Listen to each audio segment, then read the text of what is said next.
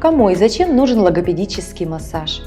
Логопедический массаж помогает исправить нарушение звукопроизношения, нормализует состояние мышечной ткани, нервных волокон, кровеносных сосудов, кожного покрова, уменьшает патологические непроизвольные мышечные движения, увеличивает силу сократительной способности мышц аппарата речи, улучшает качество артикуляции, в том числе четкости, объема, скорости, а также сокращает сроки постановки звуков.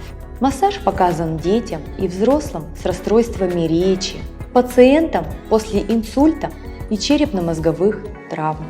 Перед тем, как назначить массаж, специалист обследует состояние подвижности органов артикуляции, проверяет, нет ли каких-нибудь противопоказаний к выполнению массажа. Делаем качели, покажи, как это делаешь. За верхние зубы, за нижние, давай. Покажи. Редиску покопай, из-под нижних зубов, давай.